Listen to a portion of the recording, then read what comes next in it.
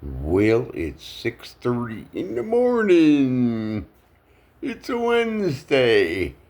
How the flock are you? I'm sitting here laying in bed. I was watching CNN earlier, the communist news network. Ooh, my goodness. It's a shame that where I live, we can't get Fox and Friends and all the rest of that, but that's because of the dish that they use. Eh, I still get on the internet and I can find out what's happening. I got something to say to President Trump. RFK is a person you do not need. This man is a total weirdo. Anybody that takes a bunch of chicken babies, sticks them in a blender, ain't right in the head, dude. He doesn't need to be Health and Human Services. He needs to be in a mental institution. I mean, even his cousin is saying so. This guy's about 3 bricks short of a full load. But that's just my ugly Vietnam vet truck driving opinion. I got people around here at this wonderful rest home that I'm living in, where I wear my Trump hat constantly, and everybody says, "Oh, you keep that up. Trump's gonna come and visit you." Yes, sure. Got two chances in hell. Slim and none. I'm 78 years old. I'm not gonna live much longer, but I get tired of hearing bullshit. I get tired of seeing crap on the news and within my family. I'm going to say something that's going to totally piss off my family. So grab your pantyhose, hike them up, and tie them in a knot. I have a bunch of kids that have, what do you want to call it, spouses, girlfriends, whatever. And they have a bunch of children, which are technically my grandchildren. But none of them have ever been married. Now, you'll have to excuse me, I'm kind of old fashioned.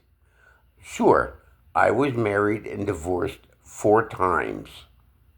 But every child that came out of that marriage had a biological mother and father that had been connected matrimonially, which makes my grandchildren a bunch of bastards. Male or female, it doesn't matter. So, which I have to say to my children, shame on you. You have the moral fiber of a goat in heat. And that's just my public opinion of the children that I have birthed in this life.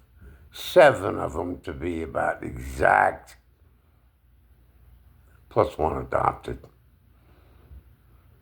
So when I die, you can cuss me, call me names and everything else. But when I'm laying in my little box in the funeral home, and then the people sit there and say, "Oh Lord, I sure miss him. I wish I had gotten to know him better. I wish I had spent more time with him." Do me a favor. Bitch slap the living shit out of that motherfucker and tell him you had the opportunity. You never made the fucking effort.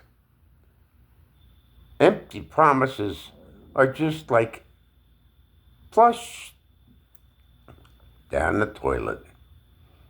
So To people that are in my position, we live in rest homes because our family won't take care of us. And they make every excuse coming down the line. Oh, well, we're too busy. We got too much going on in our life. We don't have space for you.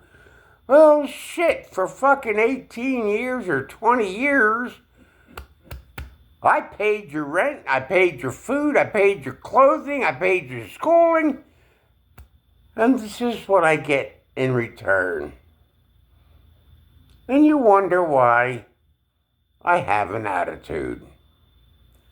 This attitude is for my children until they change their attitude about me.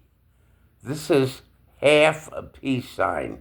Stick it where the sun does not shine, and I hope it hurts every square inch. Ugly Trucker said so. Have a good day. Thank you, God, because you know what? Karma is a motherfucker.